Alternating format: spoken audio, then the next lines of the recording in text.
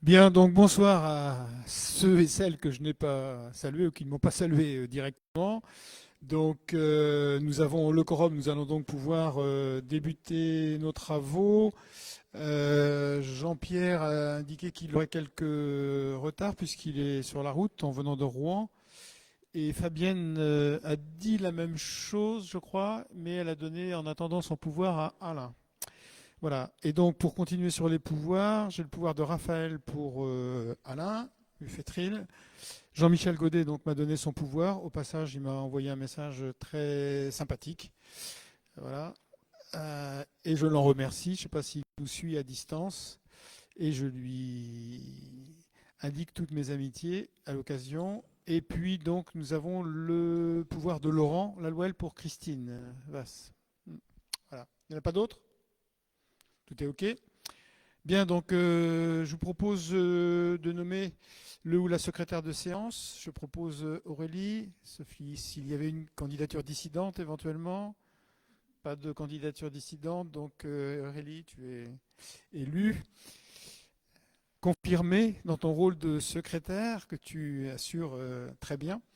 Et donc, concernant le compte-rendu du dernier conseil municipal, est-ce qu'il y a des demandes de modification? Non, le Conseil est apparu après relecture, donc conforme au débat que nous avions eu.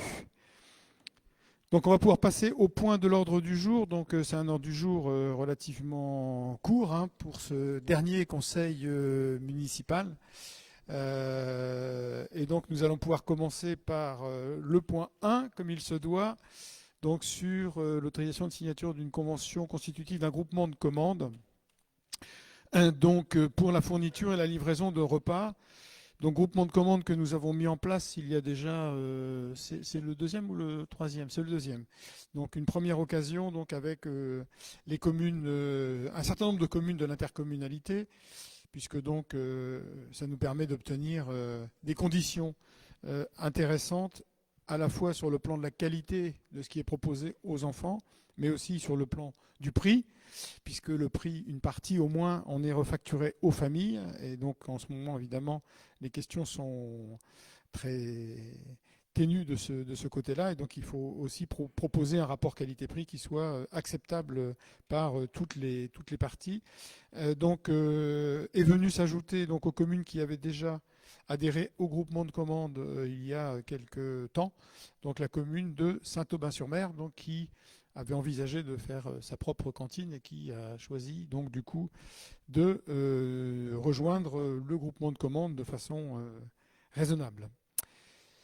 Voilà, donc je ne sais pas s'il y a des questions. Donc c'est la commune de Douvres, par l'intermédiaire d'Émilie, qui se charge de tout le travail administratif, technique, et dont évidemment profitent et auxquels participent les autres communes, bien évidemment.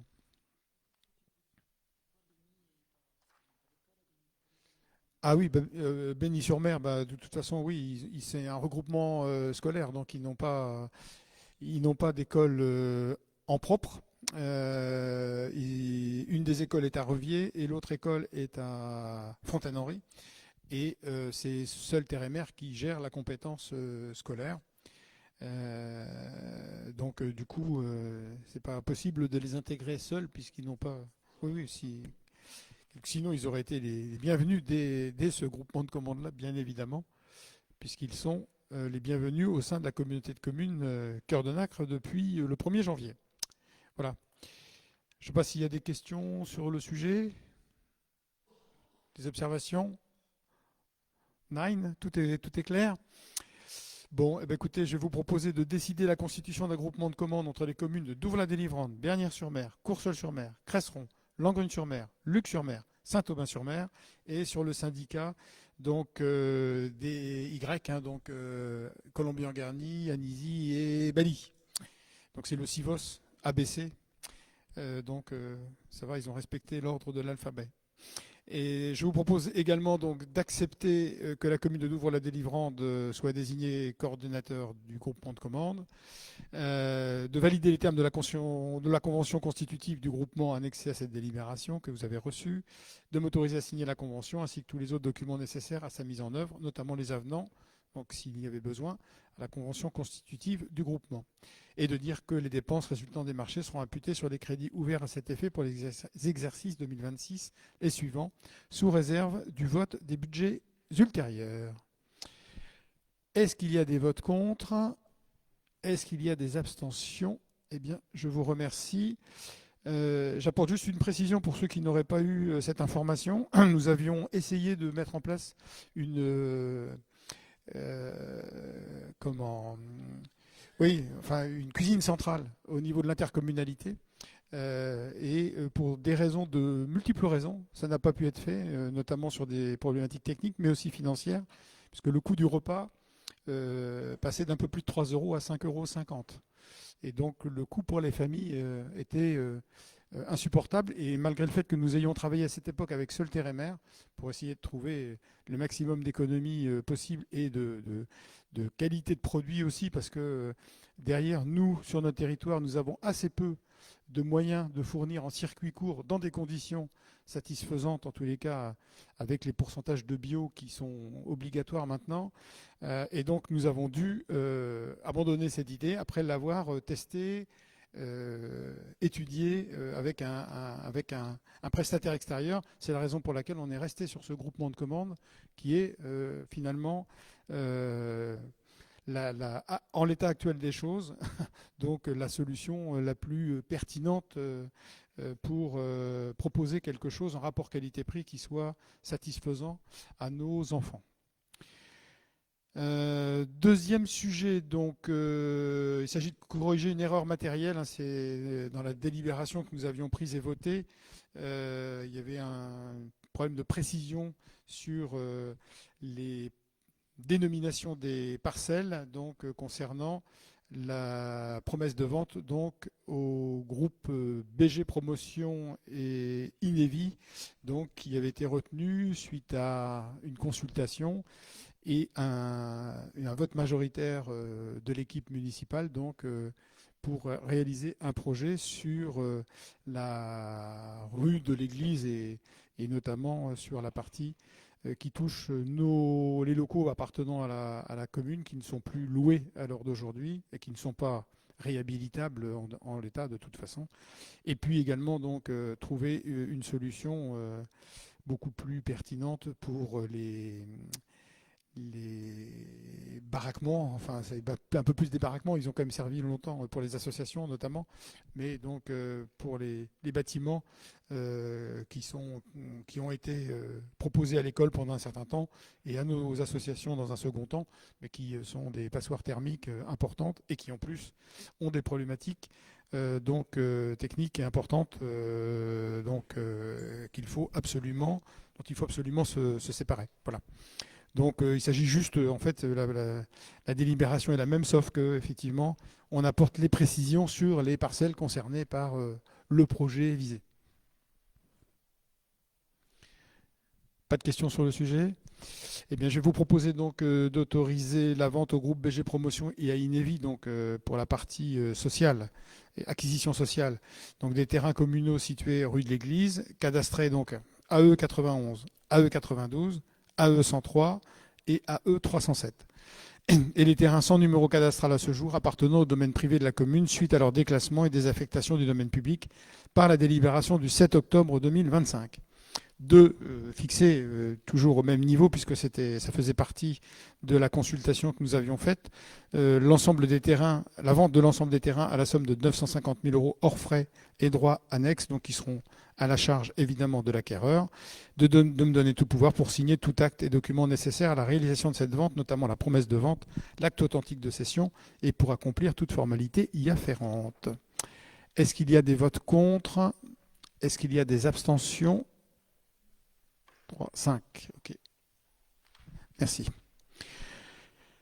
Alors, point suivant, donc c'est une autorisation aussi de signature d'un avenant, alors qui a mis du temps à a émergé parce qu'il a fallu donc recoller tous les éléments et surtout faire en sorte que nous ayons un texte proposé par notre concessionnaire.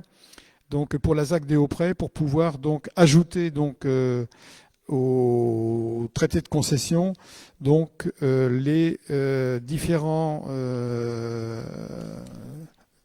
ouvrages, enfin les différents travaux qui ont été réalisés pour permettre la connexion cyclable et piétonne du quartier des Hauts-Prés avec l'ensemble des services et notamment des services scolaires.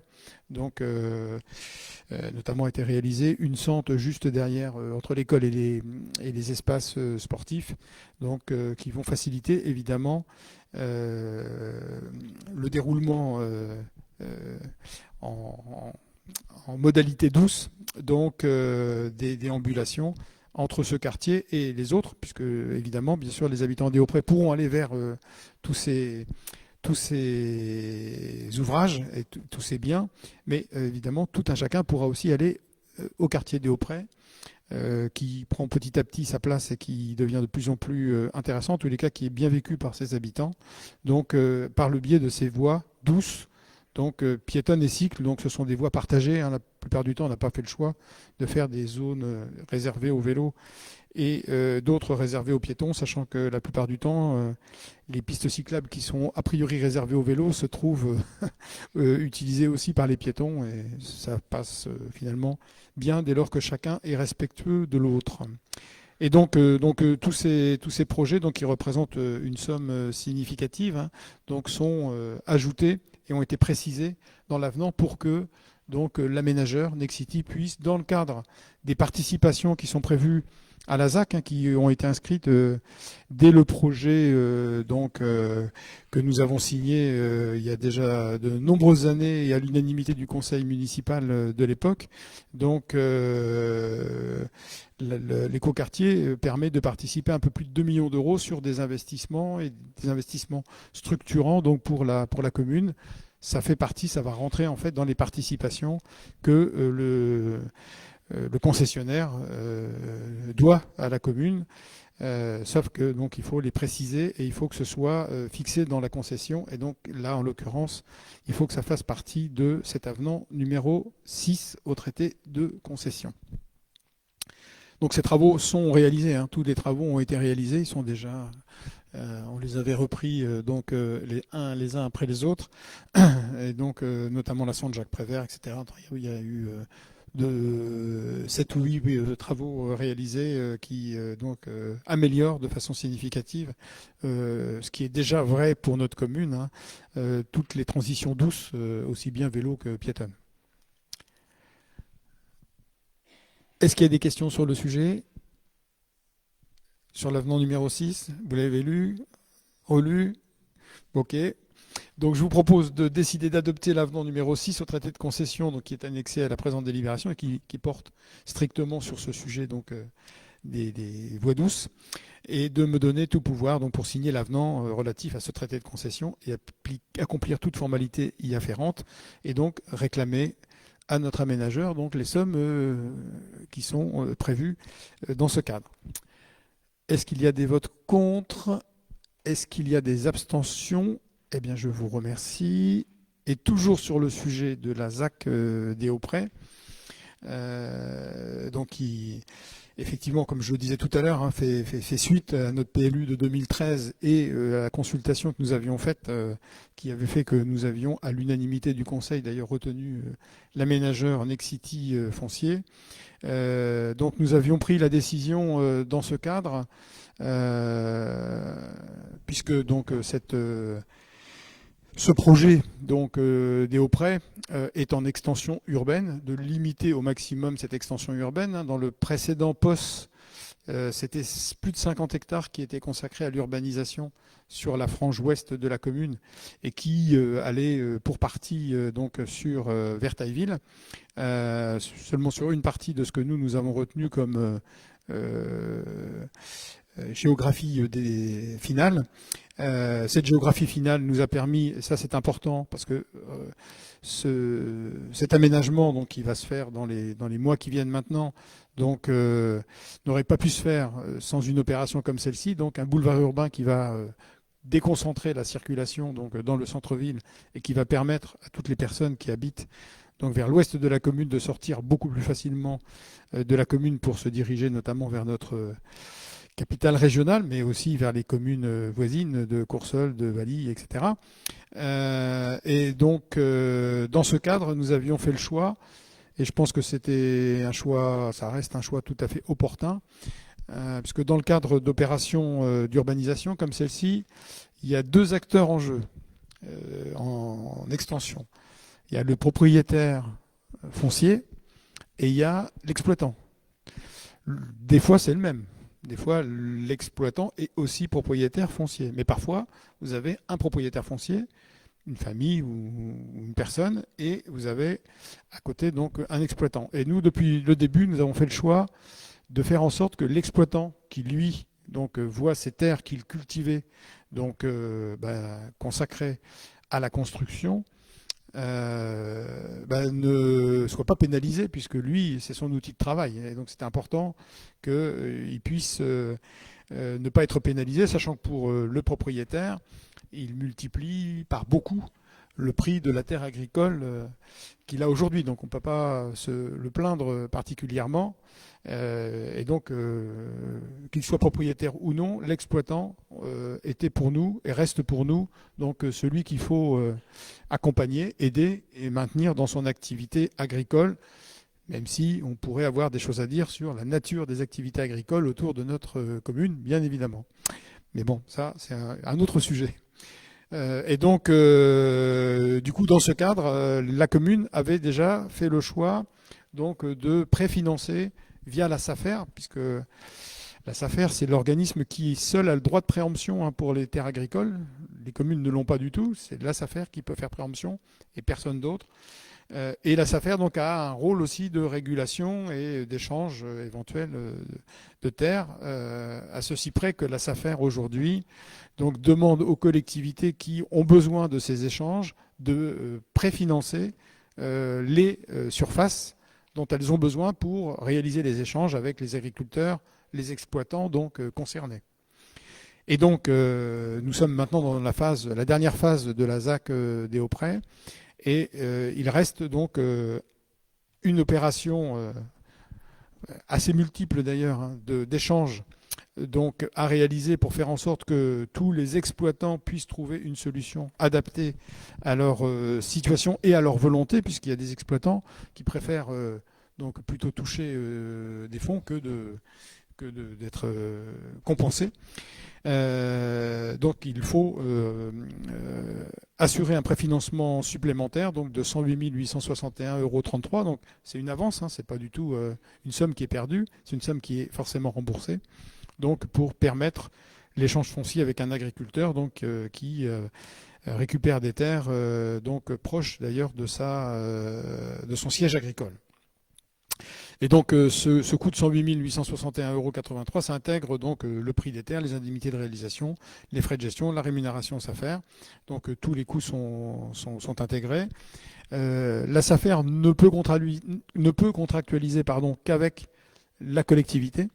Mais bien évidemment, nous allons, dans le cadre du traité de concession, sur les frais de gestion du traité de concession, demander aux concessionnaires de nous rembourser cette somme globale, sachant qu'à la fin, évidemment, on lui restituera la restitution de l'avance que la SAFER va faire. Il faudra que la commune rembourse sur la concession donc la partie qui concerne l'avance de trésorerie, et restera à charge de l'opérateur, du concessionnaire, les frais de gestion de la SAFER, donc qui eux sont de toute façon perdus dans une opération comme celle-ci. Donc voilà ce qui permet que tout le monde y trouve son compte et faire en sorte que personne ne soit, comme je l'ai parfois entendu, spolié de quoi que ce soit. Il n'y a pas de questions sur le sujet ?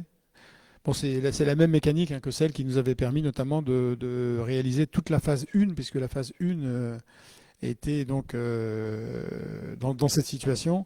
Et donc ça avait permis à l'époque donc à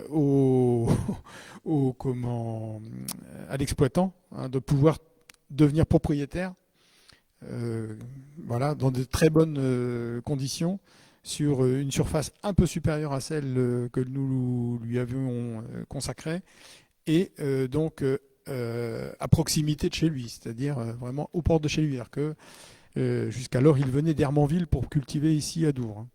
Donc en règle générale, ces opérations, y compris pour les exploitants, sont des opérations, lorsqu'ils le souhaitent bien évidemment, qui restent donc intéressantes et ça ne me choque pas parce que c'est normal pour moi de laisser à l'exploitant la capacité de travailler, tout simplement. C'est ce qu'on lui propose par ce biais-là. J'étais assez clair ou pas? Bon, non mais je sais pas parce que c'est sur la fin, quand on vieillit, on peut faire des bêtises hein, et dire des bêtises. Donc radoter aussi éventuellement. Bon, donc du coup, ce que je vous propose, c'est de voter, d'approuver la convention d'avenant à la convention initiale du 22 septembre 2014. Vous voyez, donc la première convention, c'est dès 2014 qu'on l'avait signée juste après l'adoption du PLU. D'autoriser le préfinancement global de 108 861,83 € pris en charge par Nexity par l'échange foncier, donc avec monsieur Ludovic Cassignol, qui est l'agriculteur concerné, donc intégrant l'ensemble des coûts, prix des terres, indemnités de réalisation, frais de gestion et rémunération SAFER, de valider le recours aux échanges multilatéraux et la constitution de réserves foncières par la SAFER pour faciliter le développement. En fait, c'est plus le développement, maintenant ça va être la terminaison de l'opération de l'écoquartier des Hauts-Prés et de me donner le pouvoir de signer cette convention et tout document lié à son exécution. Bonjour Jean-Pierre. Est-ce qu'il y a des votes contre? Est-ce qu'il y a des abstentions? Eh bien, je vous remercie. Et donc, nous avons les subventions 2026. Je te laisse présenter le dossier, Alain? Ou Claire? Le micro, elle a le micro à portée de main. Ah non, là, hop, hop.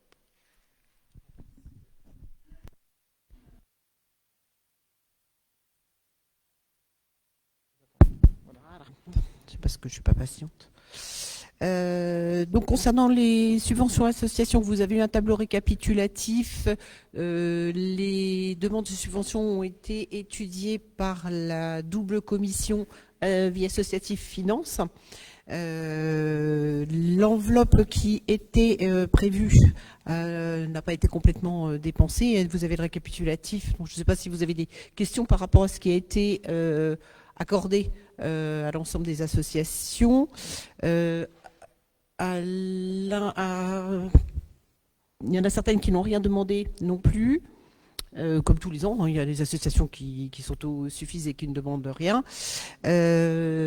La particularité cette année, c'est que si vous avez un petit peu regardé, vous avez pu voir par exemple qu'il n'y a pas de ligne de subvention pour la bibliothèque, puisque son statut ayant changé, elle n'a plus la forme associative qui permet de lui verser une subvention. Malgré tout, sur une autre ligne de dépenses, il sera accordé le même montant, mais c'est la commune qui achètera les livres pour le compte de la bibliothèque. Donc elle reste quelque part dotée de la même somme, de la même valeur. Oui, pour le compte, mais pas à la place pas à d'eux. la place C'est-à-dire que d'eux. ce sont bien les bibliothécaires qui continuent de choisir librement les livres. Ouais. La commune n'est là que pour payer. Pour régler les factures, voilà. Et les bibliothécaires font une commande à peu près tous les 2 mois. Oui, oui, ils se sont organisés. Donc il y a déjà une commande qui a été passée, il y en aura d'autres à venir puisque la forme a changé. Donc sur le montant total, est-ce que vous avez besoin qu'on revienne dessus? Non. Est-ce que vous avez des questions particulières? Non. Ce qui fait qu'il reste une enveloppe dans 8100 € qui n'a pas été, qui n'est pas reprise dans les subventions accordées cette année, qui permettra éventuellement aux associations qui auraient des projets cette année de pouvoir à nouveau nous solliciter dans le cadre de leur projet.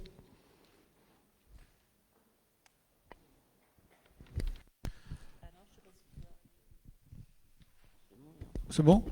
Pas de questions complémentaires? Pas de sujet? Vas-y. Merci. L'EHPAD cette année, qui a une ligne à part, n'a rien demandé. Donc, je ne sais pas s'ils auront l'intention de faire des projets après, mais on n'a pas reçu de demande de subvention cette année pour l'EHPAD. Donc, il reste aussi cette ligne qui n'est pas dépensée. Et EHPAD qui nous a demandé et à qui on a accordé, bien sûr, la garantie sur le prêt pour le terrain pour l'instant, sachant que demain ou après-demain ou après-demain, il y aura une garantie à apporter sur la construction qui va s'élever à plus de 20 millions d'euros. Puisque donc l'EHPAD va passer de 80 à 120 chambres. Donc un peu plus de 20 millions d'euros les travaux. Mais c'est pas la commune qui va les porter, c'est l'EHPAD qui les porte. C'est une structure qui est autofinancée, ou qui doit s'autofinancer en tous les cas, par les participations des familles, par les participations des résidents et des familles, par les participations du département et par les participations de l'État, donc au travers de l'ARS. Mais pour différentes raisons, le nouvel EHPAD sera doté d'un peu plus de chambres, ce qui va permettre aussi, ça, je pense que c'est vraiment un bienfait, d'avoir donc un EHPAD public, donc à des prix et des conditions de fonctionnement donc qui seront très bonnes, parce que d'ores et déjà, même si les lieux sont un peu, comment dire ça, un peu dépassés dans leur modalité de fonctionnement, mais chaque temps a sa vérité. Il ne faut pas croire que quand les gens font des choix à certains moments, ils sont forcément mauvais. Ils peuvent être bons à ce moment-là et ils peuvent être vécus moins bons avec quelques années de décalage. Et donc, les chambres ne sont plus adaptées, elles ne sont plus assez grandes et les problématiques de santé que rencontrent les résidents maintenant qui entrent en EHPAD donc nécessitent des chambres, et ça va même mettre plutôt une logique de petit logement finalement, que les gens se sentent un peu chez eux, beaucoup plus cocooning que ce qui se passe aujourd'hui, bien évidemment, et qui va permettre aussi, parce que ça c'est un sujet aussi très important, parce que les soignants, on les a beaucoup applaudis à un moment, puis maintenant je vois qu'il y a des gens qui deviennent irascibles ou violents avec les mêmes personnes qui sont là justement pour nous soigner, pour nous apporter du réconfort. Ce nouvel EHPAD va aussi donner des conditions de travail aux salariés qui vont être très améliorées. Et ça, c'est important. Et ce projet, il a été pensé, réfléchi. Alors, j'ai pu y participer avec d'autres donc dans le cadre du concours d'architectes, mais c'est vraiment les salariés ont été associés vraiment de façon importante à tous les choix qui ont été faits, y compris au choix de l'équipe d'architectes donc, qui a été retenue au final. Et ça me paraît la bonne façon de faire, puisque personne d'autre qu'eux ne sont aussi bien placés pour savoir ce dont ils ont besoin et comment il faut travailler pour nos aînés et pour demain, nous qui serons les aînés. Voilà. Donc on sera content de trouver à proximité de chez nous un EHPAD accessible. Thierry, est-ce que la commune a son mot à dire sur la tarification? Ah non, rien du tout. Non, Non. je sais pas. Ah non. Non. Nous, on aura notre mot à dire évidemment sur le projet de construction qui a été choisi par le conseil d'administration de l'EHPAD. Alors on a travaillé avec l'EHPAD aussi pour trouver un projet qui soit là aussi, vous savez, on ne fait jamais exactement tout ce qu'on veut dans la vie. Et donc, on a trouvé un projet qui permet à la fois à l'EHPAD d'avoir des recettes suffisantes pour pouvoir justement participer à la réalisation du futur projet et surtout à l'équilibre financier du futur projet. Et en même temps, donc, un projet qui reste donc compatible avec les choix qui doivent être faits au niveau de la collectivité, de la commune. Actuellement, quel est le tarif pour... Christine, tu sais? En tous les cas, c'est beaucoup moins cher qu'un EHPAD privé. C'est beaucoup moins cher qu'un EHPAD privé. Et c'est aussi, il y a une prise en compte, un petit peu comme on peut comparer ça, puisque on dit que quand on vieillit, on retombe en enfance, avec par exemple l'exemple des crèches. Entre les crèches privées et les crèches publiques, la grande différence, c'est que les personnes qui ont des petits moyens, les prix sont adaptés à leurs petits moyens. Et donc, ce sont des gens qui peuvent profiter du service. Alors que dans le cadre des crèches privées, c'est beaucoup plus compliqué. Mais si tu as des éléments, Christine, je veux bien. Bon, oui, ça marche. Oui. Je crois que c'est un peu plus de 2 000 euros, le prix de 2 000 euros, oui, le prix de séjour. L'EHPAD n'est pas libre la fixation du montant de tarification, c'est validé à la fois en lien avec l'ARS et le département. Donc, puisqu'il y a un forfait soins, un forfait hébergement, et donc voilà, l'EHPAD ne peut pas fixer librement le prix de son prix de séjour. Et effectivement, donc l'avantage donc d'avoir une structure publique, c'est qu'il y a des places aide sociale, donc ce qui permet effectivement à des gens qui n'ont pas de revenus de pouvoir intégrer cette maison de retraite. Voilà. Et et donc effectivement depuis l'an dernier il y a un tarif différencié qui a été mis en place donc pour les nouveaux arrivants, parce que les personnes qui étaient là ne sont pas soumises à ce nouveau tarif, donc pour justement ajuster en fonction des revenus des personnes. Voilà. Et ce qui permet aussi à l'EHPAD potentiellement d'avoir des revenus un peu plus importants. Voilà. Et donc, on a la même chose au niveau de la crèche. Pour ceux qui pensent qu'on peut faire ce qu'on veut, non. Les tarifs, ils sont imposés. Tout comme pour le centre de loisirs, l'adage, les tarifs sont imposés par la CAF. Voilà, donc on est dans un contexte où les marges de manœuvre que nous avons pour faire les choix les plus opportuns sont souvent très limitées. Et il ne faut pas croire qu'on peut faire tout ce qu'on veut comme on veut dans le plus parfait des mondes. C'est pas du tout comme ça que ça se passe. Et donc, du coup, l'EHPAD, il y a je trouve un très bon directeur à l'EHPAD,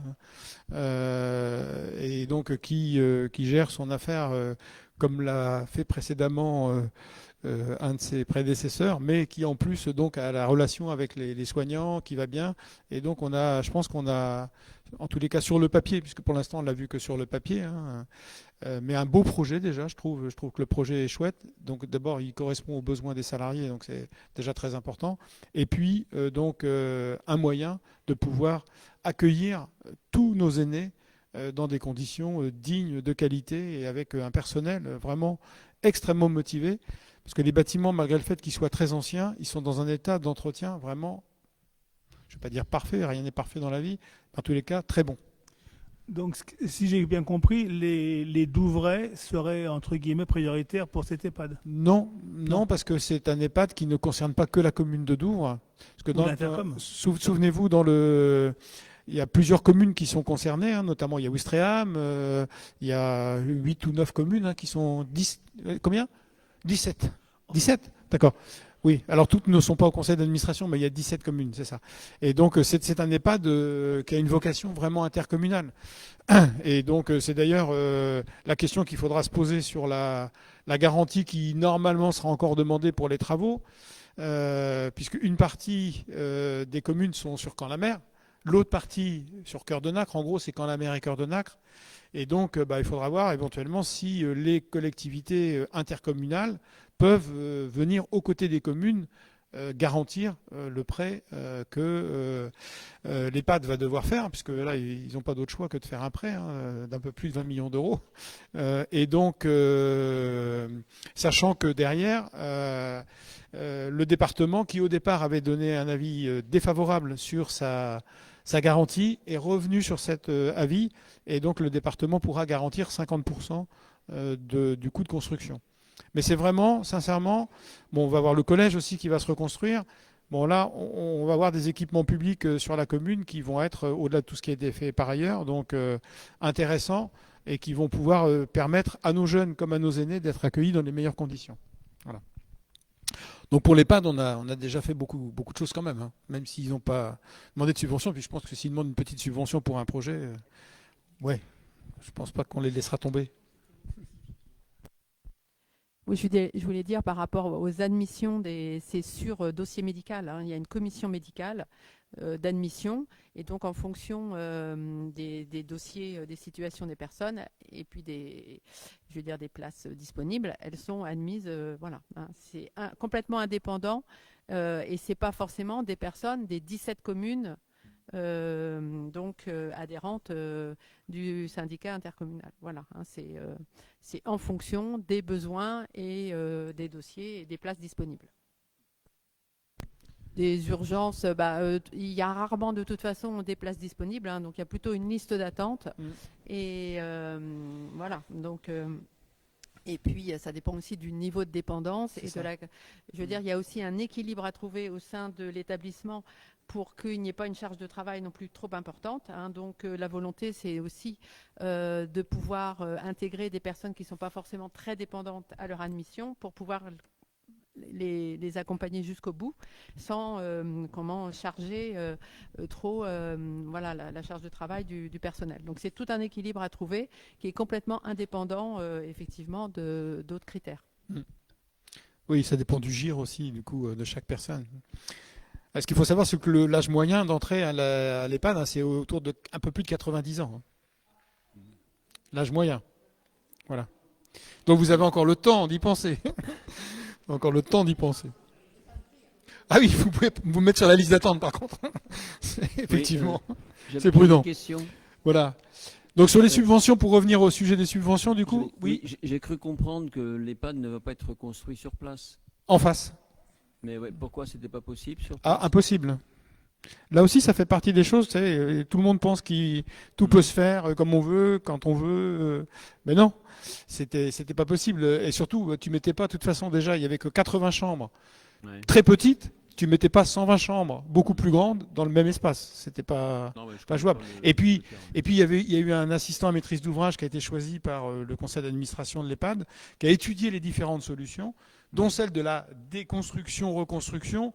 Et c'était pas la formule qui était satisfaisante sur le plan financier et même opérationnel, puisque du coup, et heureusement d'ailleurs qu'elle n'a pas été choisie, parce qu'à l'époque on était sur une logique d'EHPAD de 80 places seulement.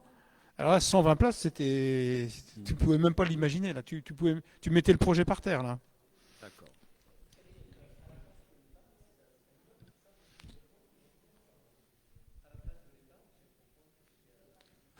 Des logements, c'est ça qui... Ça va être alors c'est le choix qu'a fait le conseil d'administration de l'EHPAD. Hein. Ce sont des logements effectivement qui ont été. Il y a eu un cahier des charges. Alors on a aidé l'EHPAD pour pouvoir faire une consultation parce que c'est pas leur cœur de métier. Mais c'est l'EHPAD qui a fait la consultation. Il y a eu plusieurs répondants, il y en a eu 4 ou 5, hein, je ne sais même plus exactement, mais je crois que c'est 4 ou 5. Ah si, il y en a eu 4 ou 5, hein, parce qu'il y a eu au moins Pozzo. Non, il y en a eu 4 ou 5. Alors à la fin, il y avait peut-être 2 qui avaient été sélectionnés en fin de course, mais il y en a eu 4 ou 5. Et donc l'EHPAD a choisi le projet qui lui semblait, c'est combien les de logements, propriétaires. Tu sais combien de logements à peu près? Bonne question. Ça doit être 90 logements, je crois, ou c'est autour de 90 logements. Ah oui, donc il y avait de la place. Oui, d'accord. C'est des petits logements, hein, puisque aujourd'hui, des familles importantes, il n'y en a plus beaucoup qui arrivent sur les communes. Hein. C'est d'ailleurs notre problème.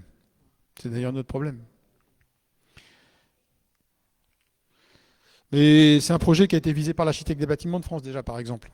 D'accord. Et est-ce que la commune, hormis la caution, apporte un financement ou... Ah non. Pas du tout, il n'y a pas de financement communal. Non. Par contre, nous avons toujours un siège au conseil d'administration? Oui, alors il y a une partie des communes qui a un siège au conseil d'administration. La tradition veut que la commune de Douvres ait un siège.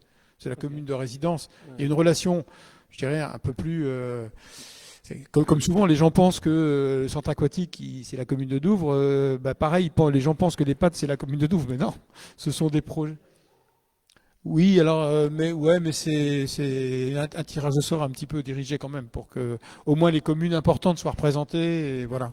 Donc du coup, en tous les cas jusqu'à présent, depuis 2008, en tous les cas, la commune de Douvres a toujours eu un siège au conseil d'administration.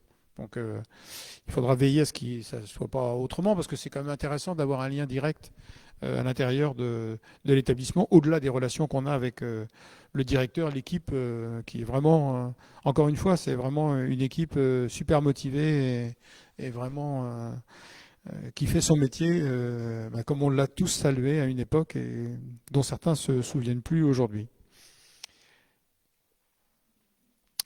Sur les subventions, du coup, est-ce qu'il y a, puisqu'on est on est parti sur l'EHPAD, donc sur les subventions, est-ce qu'il y a d'autres questions si vous en êtes d'accord, je vous propose sur la base du tableau qui vous a été présenté, donc d'attribuer les subventions à toutes les associations, donc pour lesquelles nous avons toujours porté une attention importante et qui, dans notre commune, bénéficie de moyens de fonctionnement, de locaux que beaucoup leur envient à l'extérieur de la commune. Donc, est-ce qu'il y a des votes contre? Est-ce qu'il y a des abstentions? Eh bien, merci pour toutes ces associations et surtout pour les bénévoles donc, qui s'engagent bénévolement, encore une fois, du coup, pour gérer ces associations et prendre des responsabilités là où beaucoup deviennent clients. Il est assez important que des gens prennent des responsabilités pour le compte des autres, notamment bénévolement.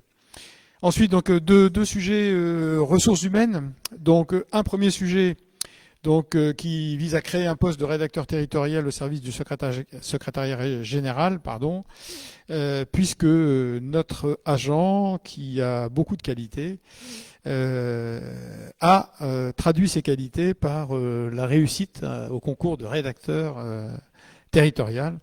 Et donc, il est bien naturel de reconnaître ce grade dans le cadre de son emploi, puisque le rôle qu'elle joue est un rôle tout à fait discret, mais éminent.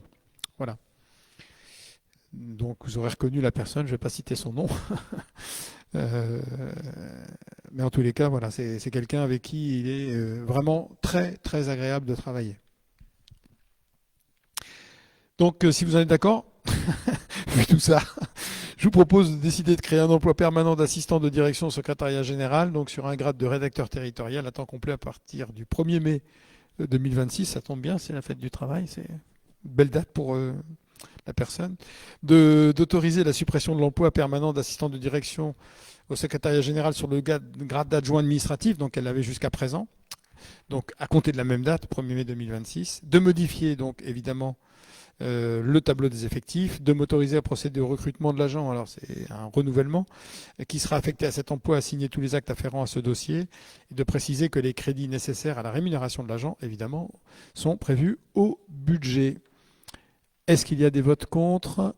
Est-ce qu'il y a des abstentions? Eh bien, nous pouvons tous la féliciter. Et puis donc pour un poste donc qui vise à recruter quelqu'un qui donc avait pris une disponibilité de quelques mois, de 6 mois, donc pour pouvoir tester éventuellement son intégration dans la collectivité et pour la collectivité de pouvoir avant d'accepter une mutation donc vérifier que la personne correspondait aux besoins pour occuper ce poste dans les meilleures conditions.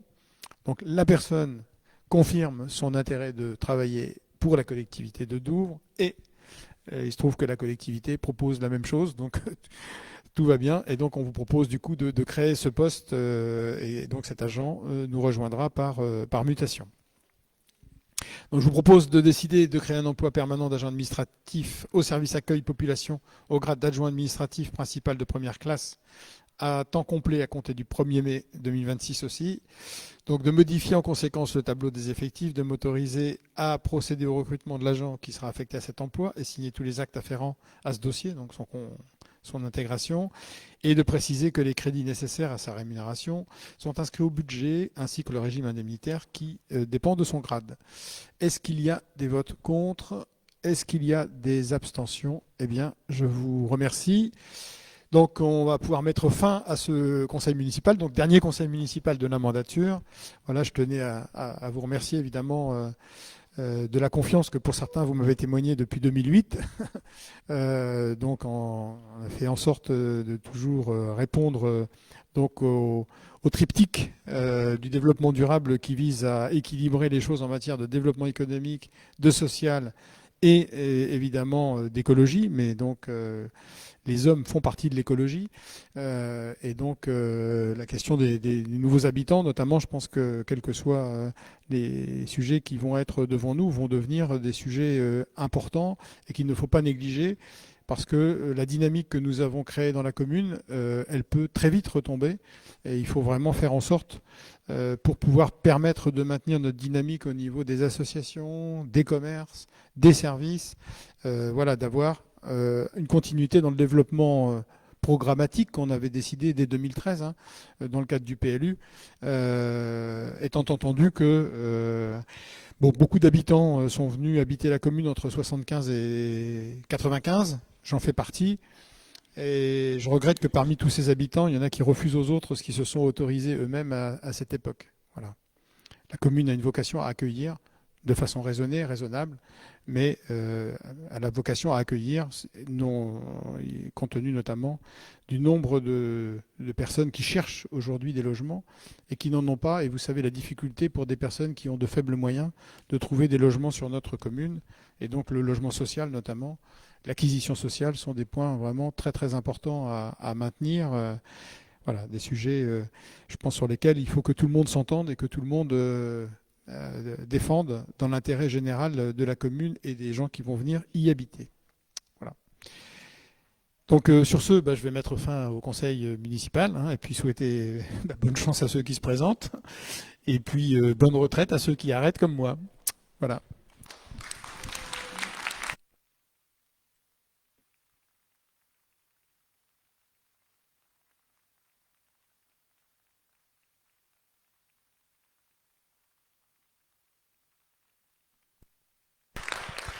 J'ai pas prévu de chanter, hein, je vous préviens tout de suite. Je veux pas faire changer le temps. Non, non, non, il fait trop beau en ce moment. Je veux pas créer de problème de météo. Hein. En tous les cas, donc,